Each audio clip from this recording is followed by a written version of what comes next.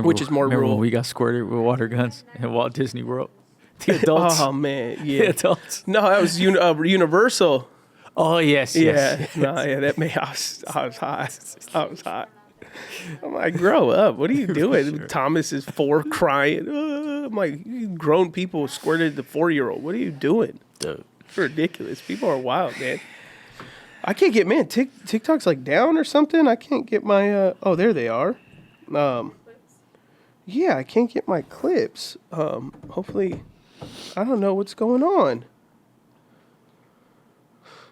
I'll try to load them up, but we'll see what happens. What's up, everybody? Welcome to Beyond the Letter. We rolling, Andy, huh? We are. Yo. We are rolling in the house. We got Nancy. Well, here at the table, I got Aaron. You know what?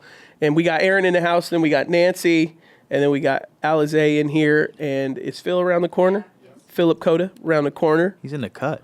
That's where he likes. He likes that little secret hidden spot, so we don't see him. And it might be, just for a quick pause.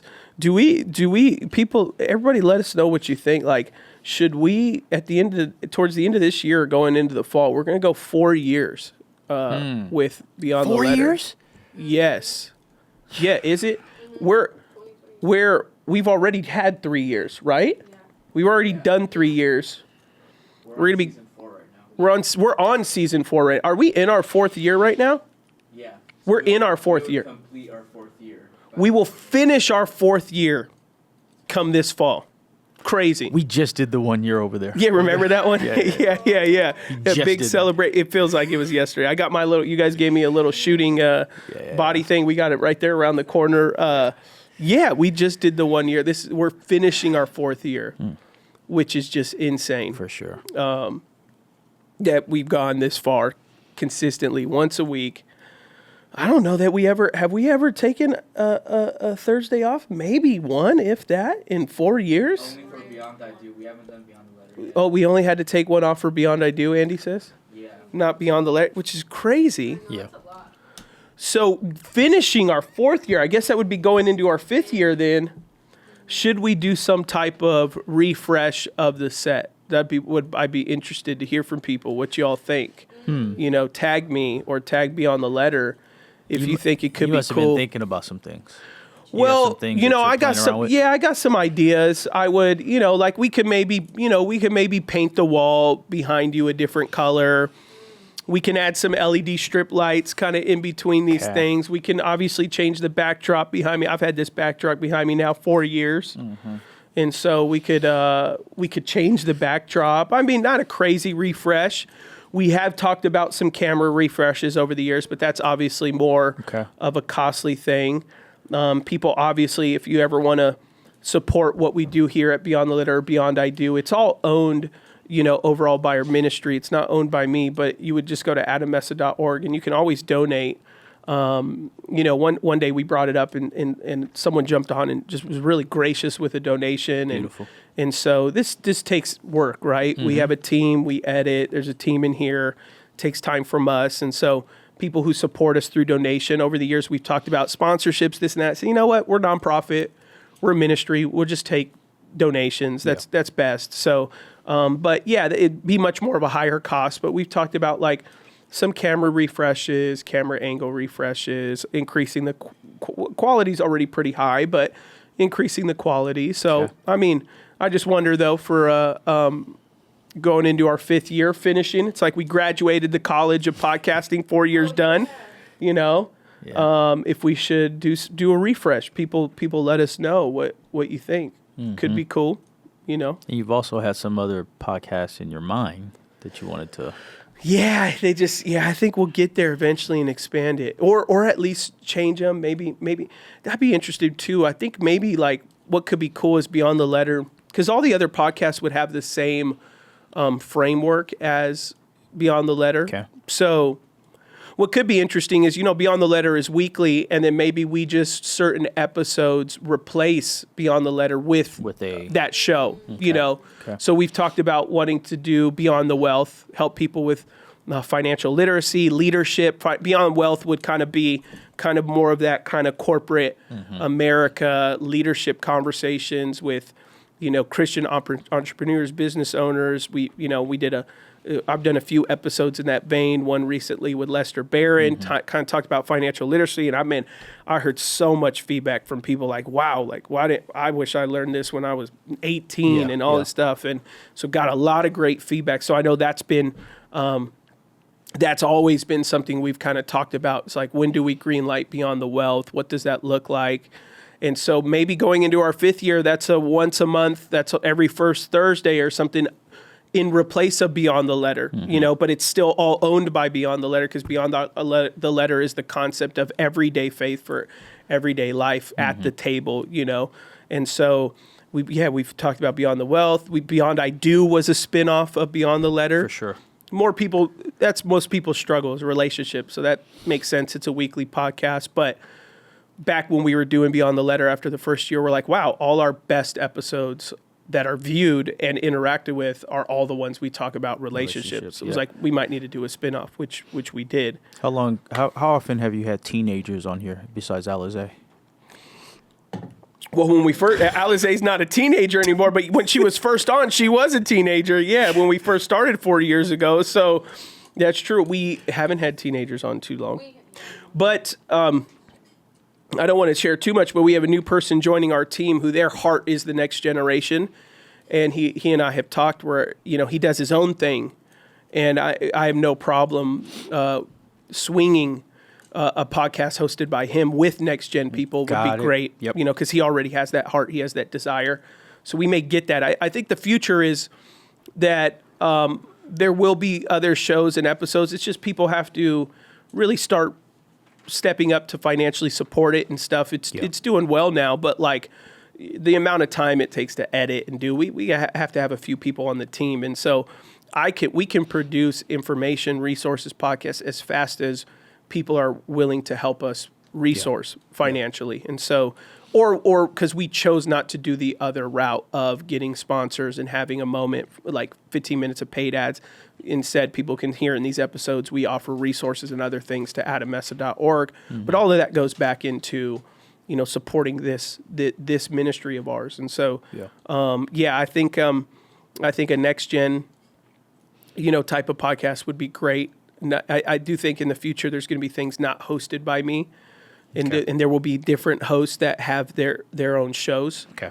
But we have to get to a place where we can support that more of the scale the system. Yeah, scale it because it's more of the back end. It's the creating the clips, it's the editing, and right now a lot of that is on Andy. The scheduling is on Nancy. So it would have to mature to enough of a role where it's not so dependent on just a few people like the 3 that are in the room right now. But I like that. We've talked before about a podcast that would be seasonal called Beyond the Ballot that would help Christians process what voting season looks like, what American politics look like in a way that hopefully allows people to process maturely those seasons. I don't think right now and anytime soon Americans are going to, or specifically and even Christians are mature enough to have, conversations around Christian politics. Right now, everybody just picks their stream and they run with it. But that has been in my heart since 4 years ago. 4 years ago, though, like even the climate wasn't even as high as it is now, though. For sure. But it's less of me, my opinion. It's more of like conversing. Like I know individuals that are like Christians that teach political science, individuals that have law degrees, and that can like really help people understand the implication of the ideas behind politics. More educational, like, helping Christians understand level of Congress and ethics and, local regions, like why it matters to understand, who's on your school boards and on your mayor and all that stuff, because that's the stuff that really impacts you as an individual for sure on a daily. So, and the Bible Club podcast has been phenomenal. I was just talking to somebody at our Pomona campus, asking about how they can study the Bible more effectively. So I'm kind of processing how I can share that. And then she interrupts me and says, by the way, the Bible Club podcast has really been a resource that helps because you guys take bite-sized chunks of the scripture. Yeah. And then it was like, yes, this is helping disciple, because it didn't come to my mind firsthand. Yeah. Hey, go to the Bible Club pod. Yeah. So she referenced that, which made it a lot easier. She was like, yeah, I'm in Galatians right now. And what I do is I listen to 2 episodes back to back, and then I read it myself and I try to see. So I was like, oh, yeah, this is a resource that's really helping people in their faith. And it's one of the less attractive resources because it's Bible study, but it's the one we all get most passionate about on our side of like really wanting, we really like, we all really go back and forth on like, what's the next book we're going to do? Mm-hmm. And we've done Ephesians so far, and we've done Galatians so far, and that's the Bible Club podcast, which is great. I think this is what's funny, like what I've noticed with Bible Club podcasts, I've just noticed with human nature in general is people are okay with they're okay with either being starved or overfed. They don't like just in the middle. And I know you know what I'm going to say, because it's like people have come to us like, oh, I love the Bible Club podcast. I already got through them. When are you doing the next ones? Blah, blah, blah. And it's like, we write those out. We study those. We put them into transcripts. The team creates supplemental resources. We write books from it. And it's just like, rather than just going, wow, I love it. Every time it comes out, I look forward to it. Mm-hmm. It's when are you going to do more? When are you going to do more? When are you going to do more? When are you going to do them faster? When are they going to come out quicker? Can you make them longer? Can you make them this? Can you make them that? And I like getting feedback from people because it allows us to look in it. But just the idea that not always, but often people are going like, well, we need more of it, and it's like, well, we're like one of the only ones doing it right now. So like, give us a little break, and like doing it that potent, that engaged with videos and everything like that, pictures and all that, but also concise, which is very hard to do. Yeah, exactly. Yeah.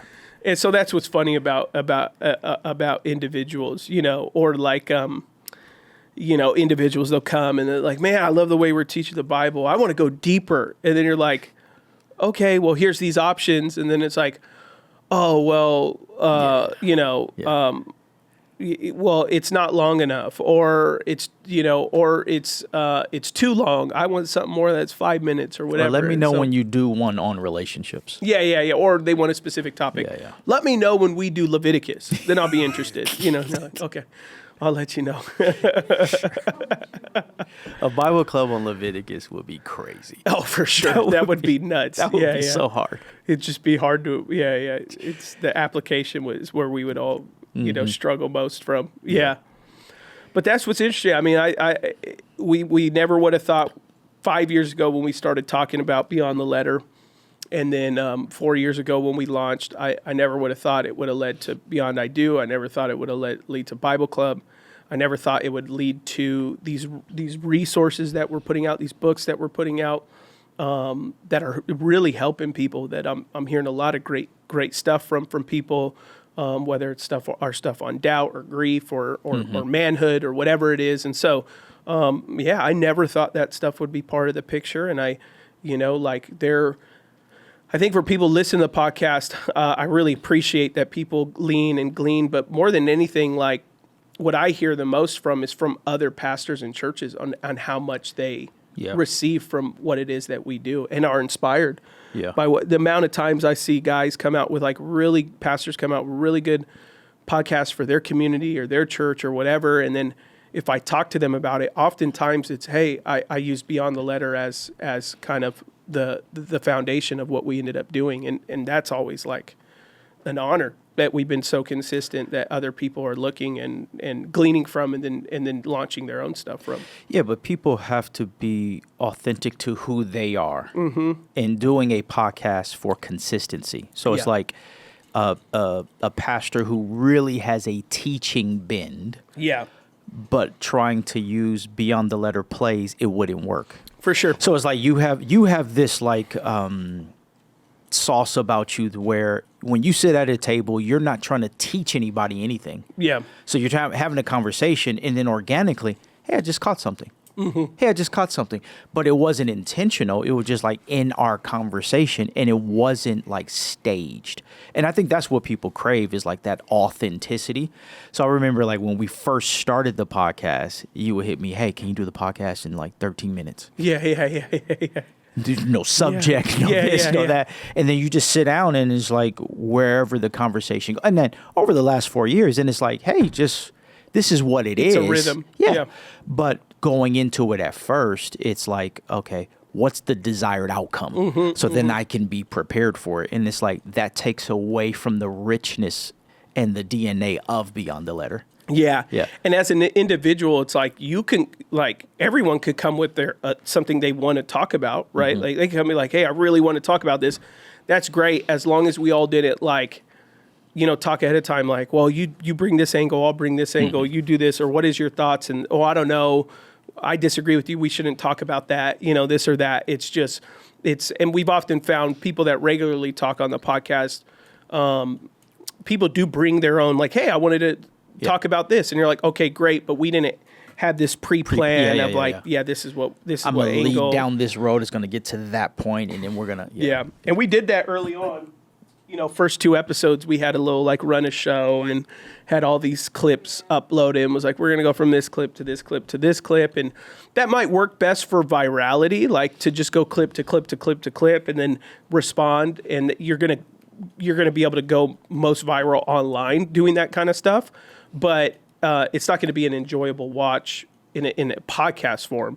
It's just going to be a good watch for bite-sized content on social media, which that was never had never been our preliminary goal with the podcast, was not to grow a social media following, because some people do that. The whole reason why they have a podcast is to feed growing their social media following, to feed into other things, which we wanted actually a space where people can be in their car, go at work, going out throughout their day, and be able to just do life together, as we say, like as if you would go to a friend with lunch and just talk about what is going on right now, whether it's in their life, the world, whatever it is, and stuff like that. And so that was kind of always the premise of it, and why we also didn't ever feel pressure that we had to always had a show that tap dance, dealt with something that was controversial. We're not political news commentators or pastors that use culture and in all these things to just every single time deal, like we don't have this pressure that we feel like we have to culminate all this information. Because then once you start that, it's almost impossible to ease out of that, because you've created an audience that craves that. So then it's like, oh, you don't do that no more, so you need to do X, Y, and Z. And it's like every episode, you kind of don't know what you're going to get. But at the same token, you're going to hear values come out. You're going to hear real life come out, friendship, different things.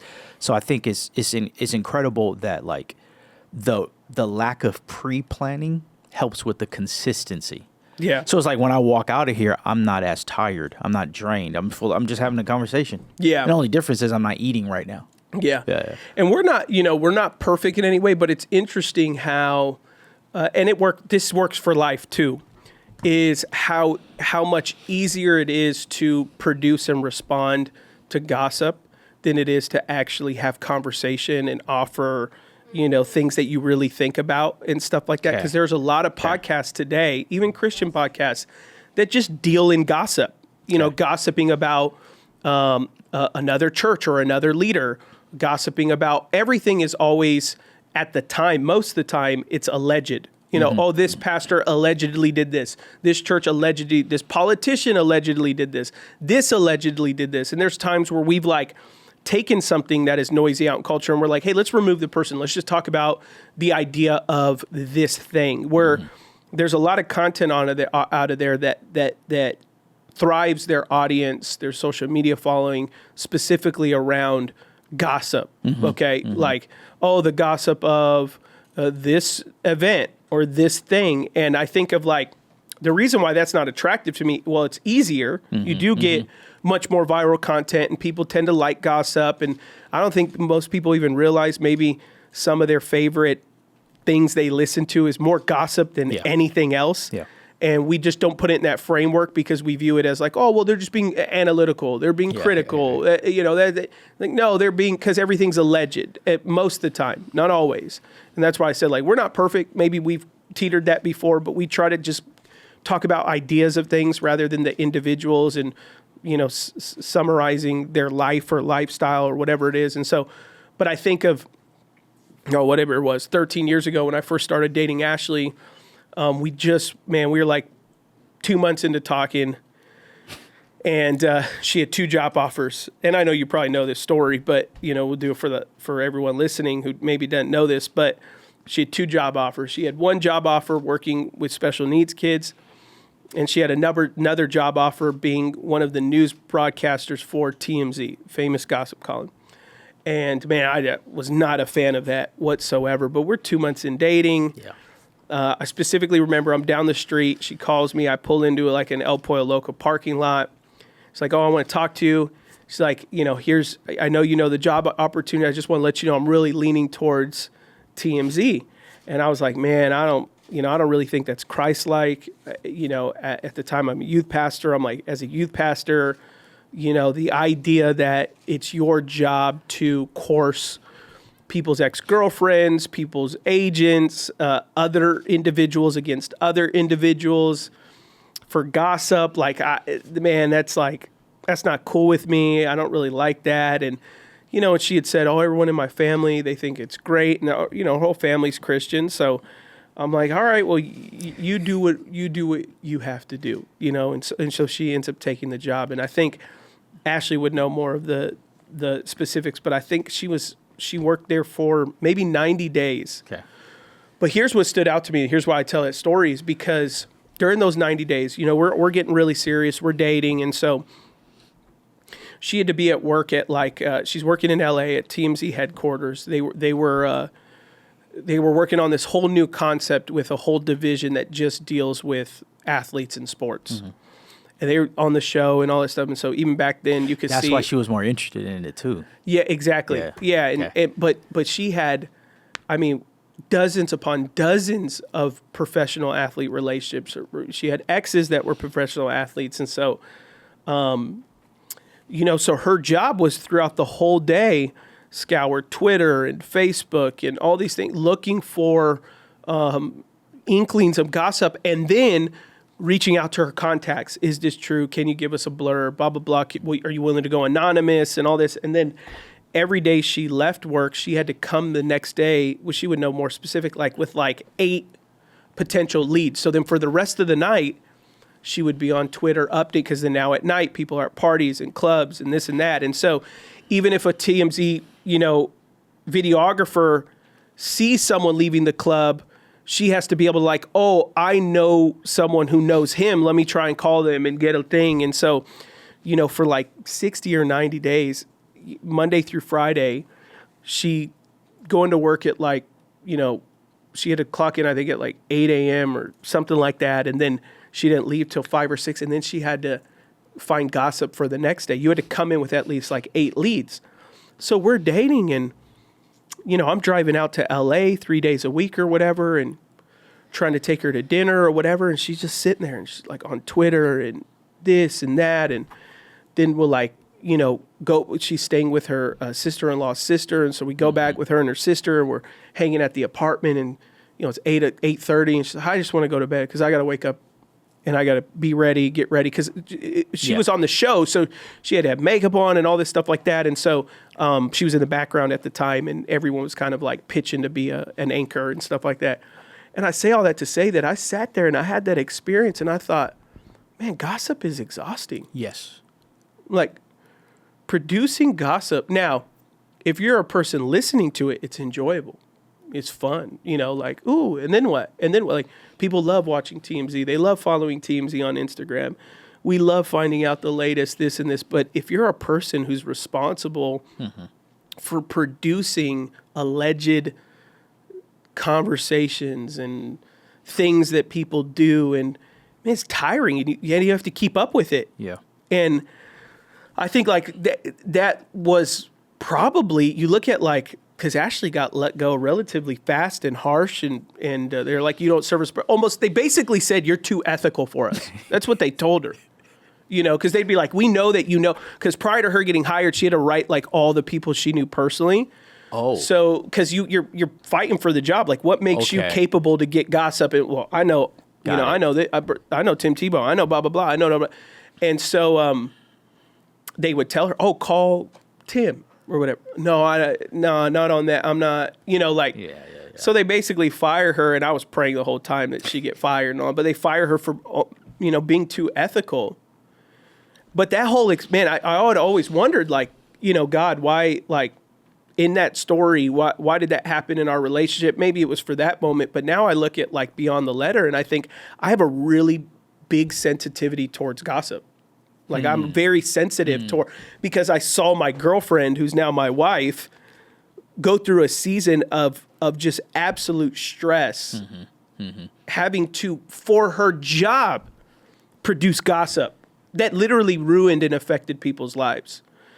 And I'm not perfect in any way, and I probably do find myself gossiping more than, just like anyone else. But I do feel that I have a really big sensitivity, especially if I'm like being interviewed or I'm doing something, like I'm very now with my friends behind the scenes joking or just I probably take that guard down a little bit more. But the moment I know that something can be heard, something can be transferred, I become very sensitive to that season that I knew Ashley did. And I thought it was a very, like, she had a couple friends call her and like just tear her up. Like, you're working for TMZ. Like, man, I used to, don't lose my number. And she's like crying. She's like, oh, I lost this friend. And I'm like, yeah, that's what gossip will do. Gossip kills relationships. It does. It ruins it, especially if you're on the receiving end of it and you're a person that was on the giving side of it. And so when I see stuff that's like, especially Christian content that is being bidded off as, oh, we're just responding, whatever. It's like, oh, you're gossiping about that person. You're not talking about the idea of what they talked about. You're not talking about, like, because we've done that before. We've shown people stuff and we're like, hey, let's remove this person. Let's talk about the concept they're teaching, or let's talk about the thing that they're promoting. Like, let's analyze that. Let's not, like, we're not here to, like, we don't know that person. So we're not here to tear them down. We're not here to be like, oh, they look so goofy, blah, blah, blah, or whatever. We don't personally go after people. And that is a core principle beyond the letter that we started from the beginning. And I think ultimately because not that I had ever felt I was on an over receiving side of gossip, but I was with someone who got paid to gossip, and I saw how ugly. Yeah. You have 100 employees who are paid every day to scour online. Yeah. And if they didn't perform and you didn't get enough gossip, you'd get written up. Ultimately, if you had ethics, you got fired. It's just like... So then the goal of getting content out there is division and hatred and comments and this side, that side. You want people to mess up. Or yeah. My brother just recently texted me. He sent me a YouTube clip, and it says something about, like, here are all the sins God won't forgive you for. Right. and so it's like, it's heresy, right? Like, but he sends me the text and he's like, man, I watched this and this is crazy. I'm afraid. And it's like, this is not true. Yeah. This is not true. But here's what I won't do. I won't go and say, you see these people? Yeah. This is heresy. This is, right? Yeah, for sure. But if I ever have an opportunity to meet that person, my conviction would have me say, hey, your content affected my brother, and this, but it's like that dance of like Matthew 18. Like, people are trying to Matthew 18 online, and I don't think that's a thing. Like, where it's like, look at that. Like, what is your goal with that? And it goes again to what you were saying, is like, if I put this out there, then I can get people talking about it, which actually brings more attention to my channel. Yeah. But then once you do that, then you have to continue doing that for that to sustain. Yeah. Yeah. And ideas are completely fine with dialoguing about and criticizing and analyzing, even if it was the concept of, hey, saw this video of this person, here's things that they said, the premise, blah, blah, blah. Let's talk about why that's wrong. This is where people often toe the line and they cross the line, they're like, well, and my flesh goes there itself at times. It's like, well, that's why that guy's 50 and single. Yeah. Because he sounds so stupid. It's like talk about the person. You go after just the that, person. That theology or that ID or whatever. And you find most gossip begins to analyze a person's life. No wonder they ended up like this because their success, their unsuccess, their this or that. Like, well, I'd be successful too if I did that. And immediately what we do is we start criticizing. Well, why are they dressed so dorky? Why are they? It's like. We go into those spaces because we have nothing else left to offer. We feel that adds value rather than either just discussing the idea, or you just, like you said, you just don't respond until you go to that person. I recently had I had a friend and like I said, I relatively try to be sensitive to gossip, and I guess I recently was doing it, but it was a very naive thing. I was talking to one pastor about another pastor, not negatively, just about some of those pastors' hopes and dreams or something like that. And I guess it impeded on this other pastor. They had felt that, but they didn't tell me. And so then all of a sudden they start asking other mutual friends, like, hey, I heard from Adam about this pastor, X, Y, and Z. And the friend we were talking about calls me and goes, hey, I just want to see, like, did you tell this other guy this thing? And I'm like, yeah, I mean, but he asked about you. He was like checking in on you. Yeah. And then I literally go, man, dang, dude, if I was gossiping, oh my gosh, man, I'm so sorry. This could potentially create a mess. Man, dang. And I'm like, in the moment, I'm just like eating myself up. Like, dude, why didn't I see that? And he was very gracious. He was like, Adam, seriously, no, it's not gossip. You're fine. Like, I just wanted to see, like, the context behind it because it was just a really odd, thing that 3 people separate from him reached out to them and said, hey, I heard X, Y, and Z. And I was like, oh, my gosh, dude, man, no. But and then literally, I said, man, that person proposed it as a very authentic conversation as you, but now I know they were fishing for information about you. Mm-hmm. And I didn't catch that. And like, man, I'm sorry if it creates any issues for you. And he, like I said, he was extremely gracious to be like, no, it's really not a big deal. I just wanted to hear context. And I said, man, I didn't it came off sincere as if they were seeing how you're doing. I didn't know by, sharing how you're doing, which wasn't bad, would create an issue. And I apologize. Yeah. I'm so sorry. And I said, I can't fix this conversation, but what I can do is with that individual, I could be more aware that, they don't have the most sincere approach when checking in on people. And I'm going to know that next time. And I just want you to know in the future, if that individual, like, cause you may come and you come up to me and you go like, oh, how's your sister-in-law? Mm-hmm. As my friend, Erin. Mm-hmm. I go, oh man, she's good. She this and that. She, she feeling a little this, that, and the other. And, she was recently dating a guy and I think the guy and, she felt he was kind of a little dorky or whatever and blah, blah, blah, blah, blah. And, this, that, and the other. And then all of a sudden I'm walking and then that guy's brother comes up and he's like, hey, I heard your sister thinks my brother's a dork. And man, where you hear that from? Yeah. Oh, I heard it from Aaron. He called me right away and told me that you told him. Now, was that gossip? I don't know, maybe. But at the same time, you and I are really good friends, and I felt that you were checking in. I was just giving honest feedback of what she felt. But now to me, I register. First, I have to register, did I gossip? What did I try to slander that individual? And I need to check myself. But then at the same time, I also got to go, okay, I know where Aaron's limit is. What's my motives of asking? Yeah. Next time Aaron asks me how my sister-in-law, my answer is going to be good. Yeah. That's what it is. Yeah. Great. Hey, Beyond the Letter family, as we step into Holy Week, I want to invite you into something created specifically for this season. So often we move quickly from Palm Sunday to Easter, but the days in between shape the story more than we realize. This year, I've written an intentional 8-day email devotional sent straight to your inbox every day, designed to help you walk through this Holy Week from Palm Sunday to Easter Sunday.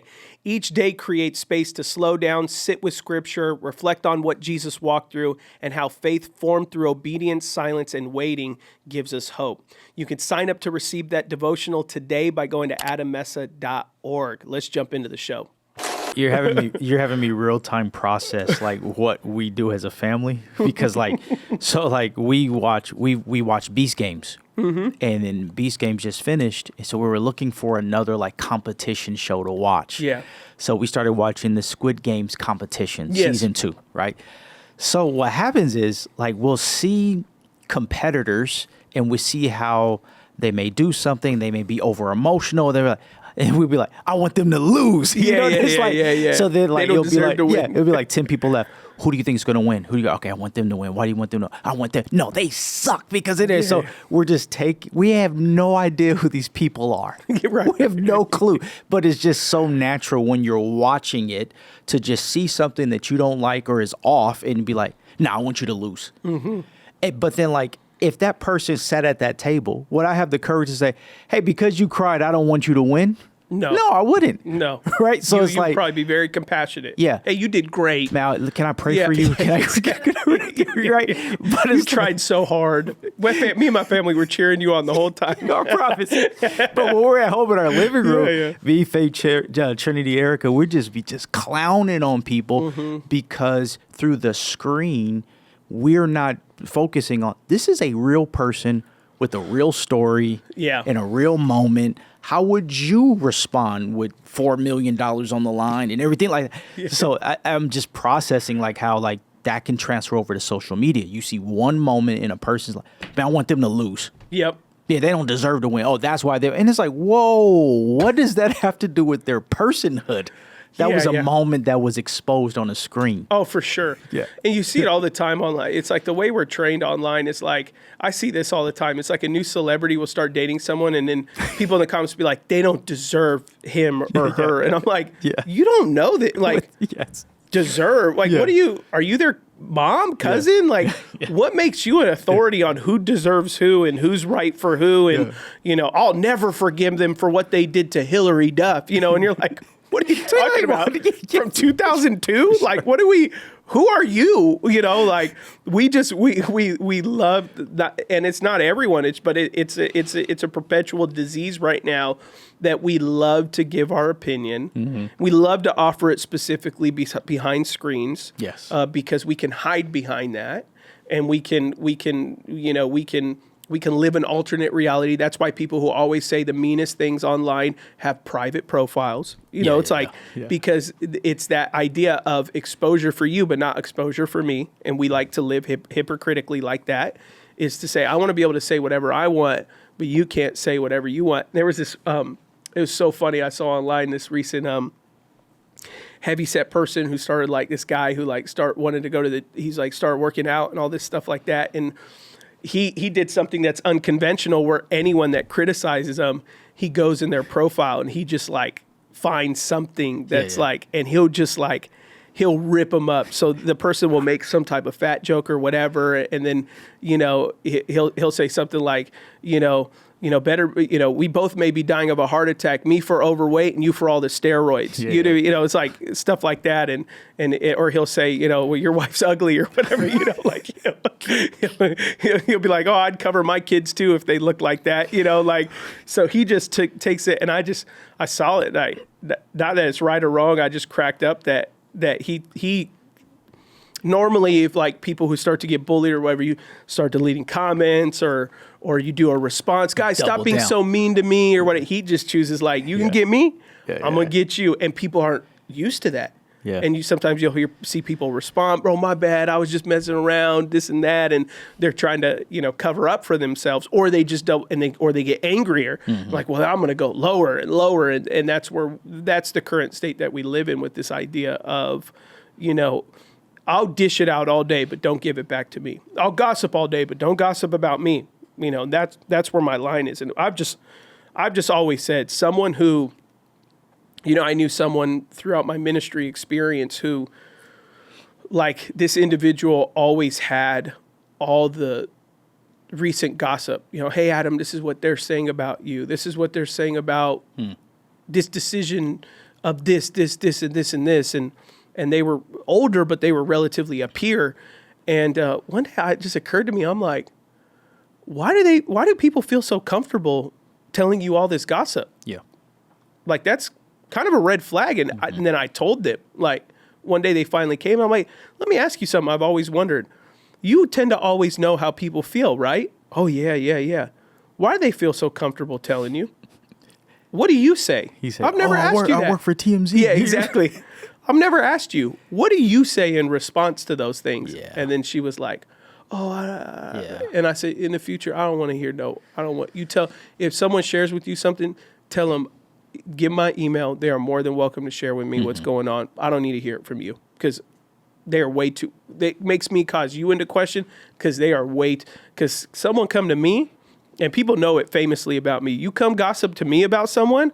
I go, hey, let's right here. Stay right here real quick. Yep. Stay right here real quick. Yo. Yep. I'm talking to Aaron right now. He just told me that you about to get a divorce, bro. Yeah. Is that true? Yeah. Is that, what? Aaron told you what? You've done it. Yeah, he's right here. You want me to beyond the letter? Somebody would say something. Yeah. Oh, let's call your wife. yeah, let's call your wife right now. Because I've seen so many people be on the receiving end of when stuff gets ugly. Yeah. That it's not cool. And like, what makes it not cool is like the higher we go in leadership, like you tell a leader the wrong thing about a person, it could really affect them. Yeah.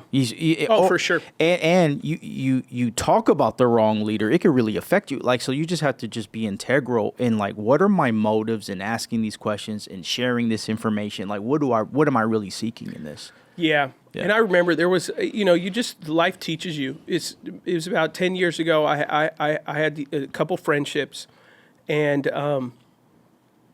me and Ashley, we had friends with a few couples, and we're a big group of us was friends. And then, one couple in particular was telling us some gossip about another couple, and we believed them, and we kind of started changing our energy towards this other couple. And they were sharing some, like, they were saying, oh, we know this and we heard this, and like it was really like tearing their character up, but the way they were sharing it and the way that they were about it was very convincing.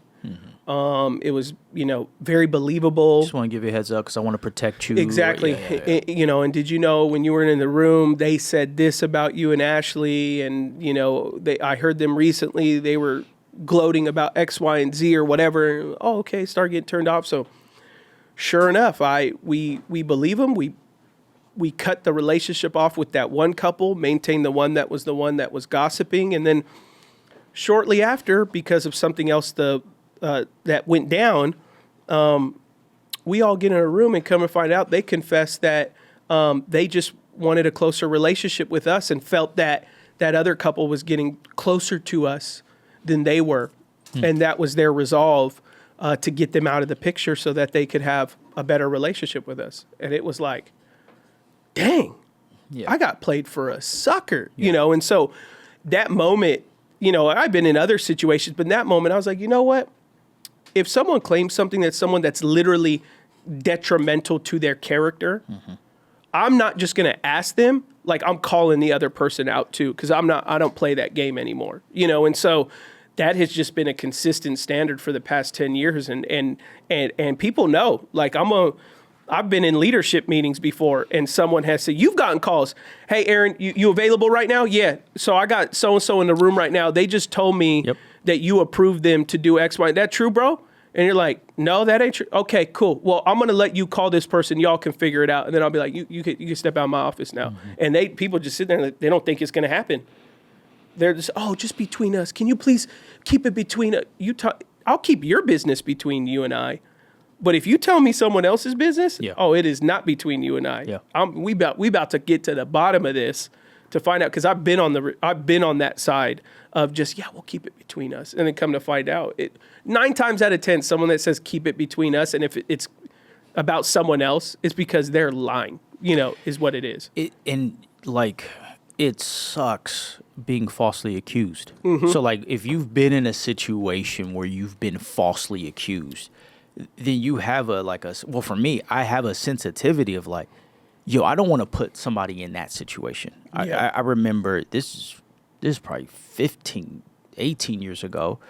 I worked in a job, and there was a woman that reported to me, that went to HR and alleged that I put my fist in the air to sock her, and she's scared of coming around me because I'm violent.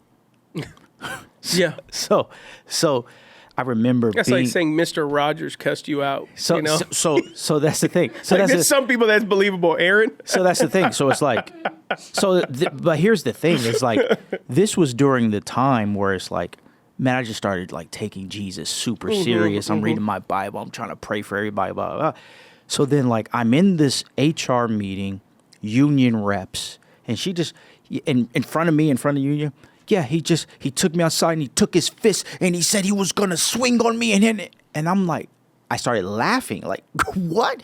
And then the union rep, make a note, mocking the employee, blah, blah. And in that moment, like, it was just so like gut wrenching for me that like, do people in this room really think I'm going to sock this woman? Like, is there, right?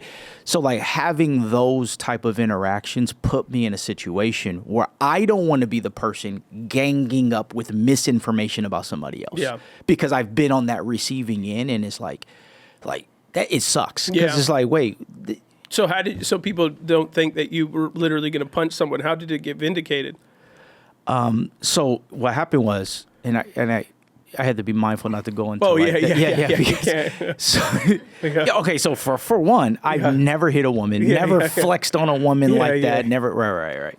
So it was a situation where I worked in an office, and the 4 employees that reported to me were going to try to get me fired. So they were all going to their union reps complaining about me. So like during the same time, one said that I was forcing Christianity on her. So she would ask me to pray for her. I would pray for her. Then she went to the union. Yeah. The one that said that I threatened her is because I wrote her up. So when I wrote her up for her performance, in her mind, I swung. There was a threat. Yeah. It was a bold-faced lie. So it was just my word against her word and everything like that. So it was an investigation. It was a full-on investigation. So they're checking every single email. They're checking my phone. They're checking my office and everything like that. So I remember that season, and it was like, wait, what am I supposed to do? So after this whole union, blah, you're blah, like, blah, God, blah, I just gave my life to you. What the? That's the season. That was the season, like when I left that job, when you and I kind of met and started man caving. So that was the Aaron then. I'm like, dude, I'm not, but there ended up being no findings because there was no proof. There was nothing. So they tried to look at anything that was threatening from my emails, et cetera, et cetera. I just remember how gut wrenching and how long that was. Yeah. I also remember when I worked for Bank of America, when Erica was pregnant with Trinity. So this is 13 years ago. While I was gone, there was an employee at one of my offices in Simi Valley that alleged that I was stealing money from the company. So I come back from my leave, and then I get a meeting invite from my boss's boss in a meeting room. I go to that meeting room. My boss's boss isn't in there. There's corporate investigators in there. Yeah. And so I'm like, oh, you guys have this room? And they were like, Aaron Levy? Yes. Sit down. What? Is your social this? Do you have a Chevy Tahoe, this or this? Do you have a... I'm like, what in the world is going on? Well, we just want you to know that it's been alleged that you are conspiring with employees to take money, blah, blah, blah. Oh, what? What are you talking... I said, bring them in. Oh, no, we're beyond that. We're going to do it. Blah, blah, blah. I mean, you talk about like, what am I... Is this criminal? Go through that situation. Nothing comes of it. Now what I've alleged is like with the Lord, like what he was doing is, hey, Aaron, in those roles that you were in, you were depending too much on being liked by people. So I need to show you who people are if you're going to be the leader you're praying to be. So that way you don't use good relations for like performance management. So he just allowed situations for me to see that like, dang, like I could be for somebody and they could just lie in my face, or they could just coerce this and they would do it. Like, not that I'm perfect by no means, but I was just sharing that to say like, I know what it feels like to be in the hot seat. Yeah. And to be in the hot seat to where it's like, no, on this one, nah, I didn't steal no money from the bank. Like what? I don't even know how to do, But I thank God for those investigations, because I think what it's done is, as a leader, I have to have hard conversations with people.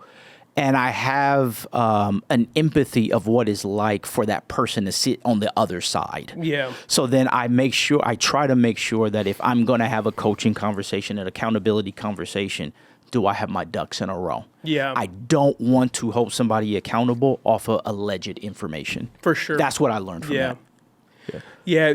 Very similar as I long time ago, not similar situation, but akin to, people who are on the receiving end of life-altering, falsehood, which the Bible talks about not bearing false witness. Bible talks about over and over about gossip and slander.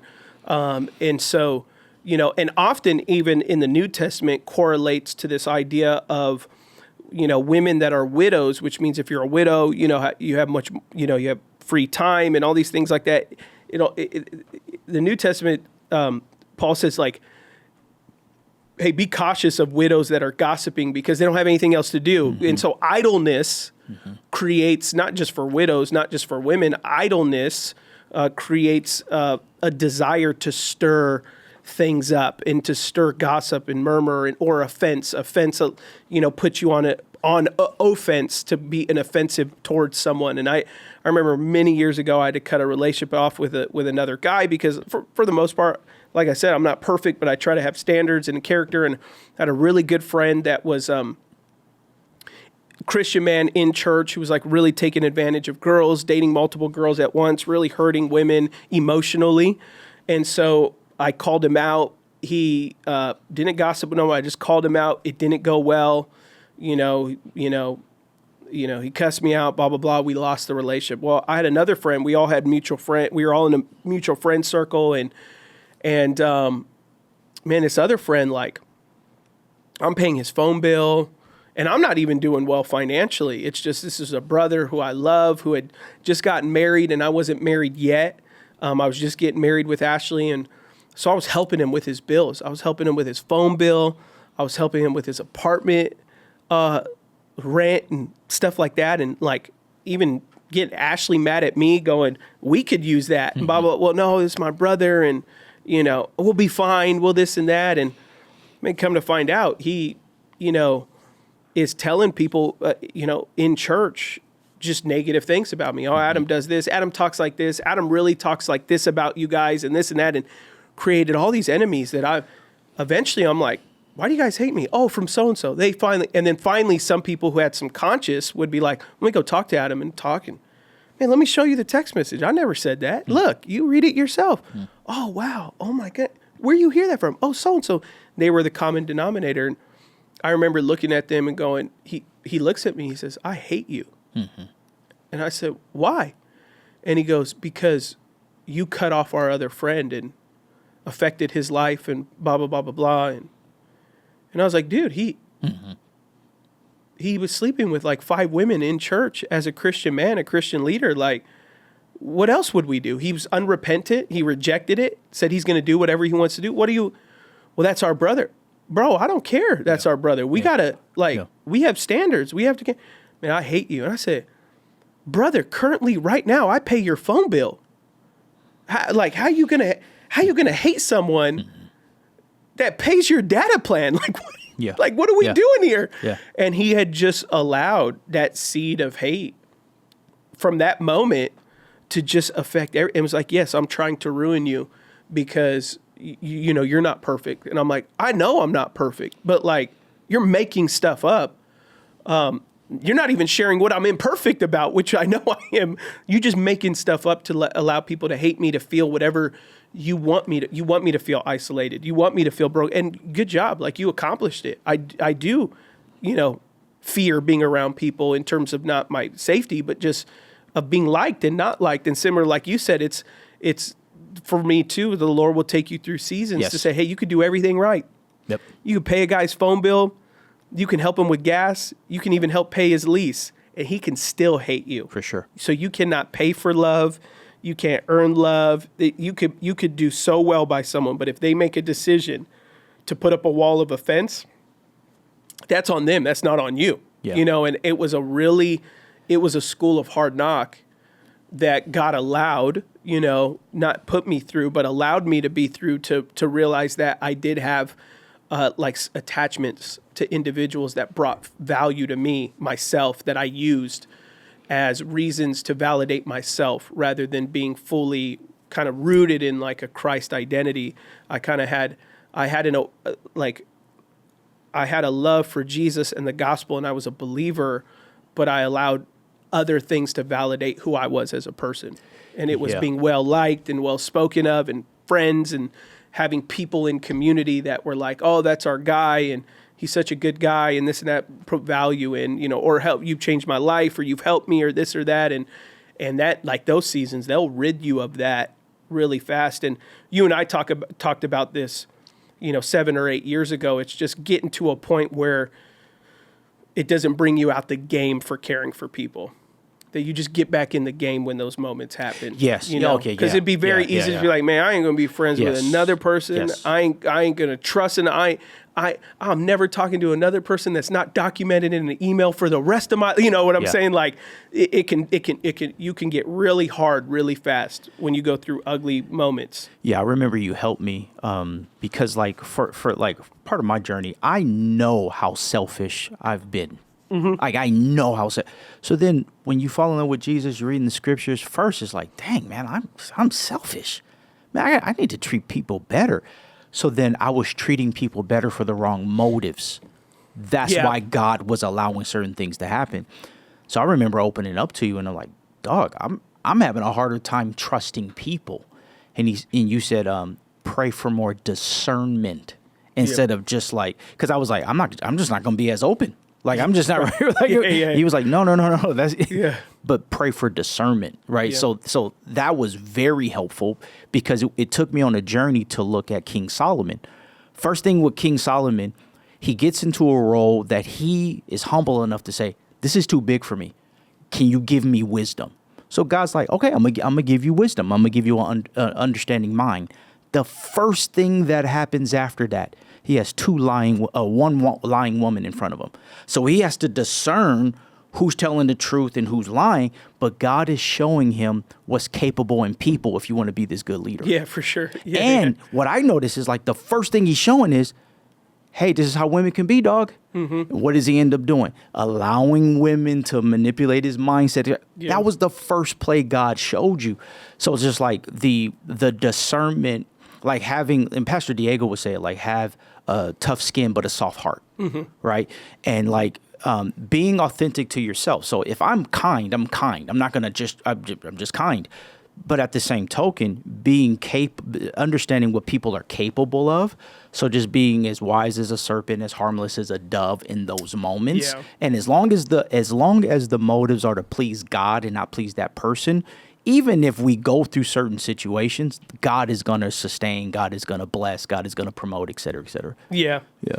I think the other part, like, and we not in this exact language, but what you and I would talk about many years ago, but still true to this day, is like relationships, all relationships carry weight. All relationships carry good weight, bad weight, because that's relationships. People have good days, bad days, people get hurt, everybody deals with hurt differently.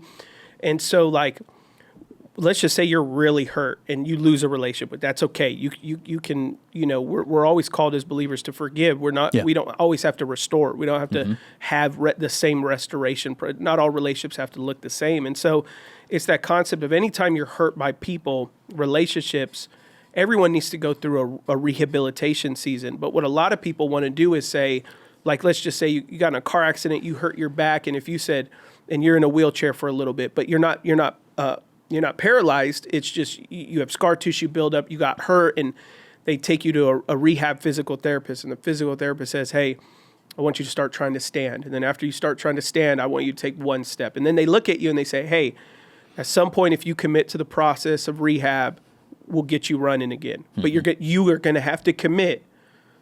Every day you're going to have to stretch. Every day you're going to have to stand up on that wheelchair. When I'm not with you, you're going to have to walk down the street, and then eventually we want you to walk down the block, and then eventually we want you to circle around your neighborhood and this and that. And if you looked at them and just said, it hurts too much, I'm just going to sit in this wheelchair, and then I'm going to hope in 2 years one day, the day that I decide to stand up, I can just stand up and run. They'll tell you that's not how it works. You can't just one day decide and say, okay, today's the day 2 years later after my accident. I've been in this wheelchair every day. I didn't want to do the rehab. I didn't want to walk down the street 1 block. I didn't want to circle the block. All I want to do is sit in this wheelchair in pain. And then if there's a day I decide I want to move on, I want to be able to stand up and move on. You say it's not possible.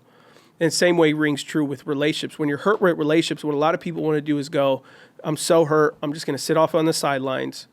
And then in 2, 3, 4, 5 years, when I decide I want to go into have friendship again, or even you look at marriage or whatever, I'm divorced, I want to remarry again. But if you've been in that wheelchair the whole time and you haven't taken any steps to develop relationships again, and you've tried to protect that side of you, you're not going to be, it's not going to be possible. And so I always tell people that are hurt is, hey, you'll probably be hurt again. You'll probably have this isn't the last friendship, the last relationship that you're going to go through, but hopefully you'll have enough wisdom to catch things early on, enough discernment to pick better relationships, have a bit more standards, have a bit more boundaries. But then on top of that, you got to get out there and you got to go make new friendships, new relationships. You got to go back again. You can have a healthy marriage one day, but it's not going to happen just by you sitting at home and going, I'll never talk to anyone. I just want to wake up and have a new best friend or a new spouse or a new whatever. It's like, no, you got to, like lifting weights, like you're going to have to get sore again. And this friendship isn't going to be the last friendship that doesn't go well or whatever it is. And I think that's what's important for people to recognize is if you get hurt and you just stay on the sidelines, the day you decide to get into a friendship again or a relationship again, it's that wound is still going to be there because you've protected it. Like the doctors want you to put weight on your leg. They want you to put weight on your spine. You're going to say, oh, it hurts so bad. And they say, hey, it's good for you. Yeah. You're going to get used to that pain. You're going to be able to go further and this and that. But when people just go, no, I'm just going to baby my leg. I'm never going to walk on this leg again. And the doctor would say, you're going to lose muscle tissue. You're going to lose strength. You're going to affect your back. Exactly. You're going to affect your other leg to overcompensate. Yeah. And if you ever want to walk again, it may not even be possible because of the way that you're going to lose all of the functional things that you need to put pressure on those areas. And so, you and I, we're pastors. We're always dealing with people that are hurt by individuals and like, I'm going to protect myself. I'm never going to let anyone in again. And it's like, you can do that. Yeah. Just know that's part it's never going to heal, Or I've seen people like in my good treatment of this person, they'll reciprocate that. Yeah. That didn't work for Jesus and Judas. Yeah. So it's like Jesus was treating people based upon his character. Yeah. Not based upon how he'd hope other people would treat him. So then that gets exposed when relationships go into crisis where it's like, I've done this, I've done that. Are you doing that to the glory of God? Or are you just doing that as strategy so you can see how good of a person I am? Right. And I've seen that happen a lot. Oh, for sure. Yeah. Yeah. Well, bro, I enjoyed the conversation. Likewise. Hopefully it's good. We sat down. My TikTok wasn't working for the videos that I've saved. And, I knew we would find, like we do on Beyond the Letter, find that conversation. One of the hardest conversations I've had, not because of the content. Yeah. Because I didn't have my glasses on. Yeah, I was going to say, what happened? What do I look like to you right now, Block? So, no, here's what was happening. I've never recognized how much you use your arms and your hands as you're talking. Yeah. So I'm trying to lock in, and he was like, and I was just like, magic. Oh, God. Oh, also, Nancy's been so great because my ADHD and they want me to stop shaking my legs. She bought me all these little fidget things that I could fidget with while we're talking, and it helps so much because I broke. Apparently, I broke. Yeah, you use your ring. That's a pretty good one. Yeah. They make those. But I broke this, and essentially they've told me I'm breaking a lot of things here. So there's just random. Nancy, that's good. There's just random. That's good anticipation. Yeah, look at it. They just got random fidget things for me just all around now. So it helps. We're gonna bring those to the executive meetings. Yeah. Just put them. They're gonna give tours everywhere. Stage, HQ, this table. What are all these fidget toys everywhere? Those are the places Adam meets. For sure. Exactly. And the couple times I'm like, oh man, I love that. I put it in my pocket and walk away, and I'm like, no, they're gonna get mad at me because then I'm gonna have them all, and then we're gonna come, and then I'm gonna start fidgeting again. So we got them. They even fall, but they got like this one's cool. It goes like magnet and. Got a bunch of little things. So these fronts. So we just leave them here at the table. All right, y'all. Hope y'all have a great week. Thanks for joining us on Beyond the Letter. Peace. Appreciate you joining us. Peace.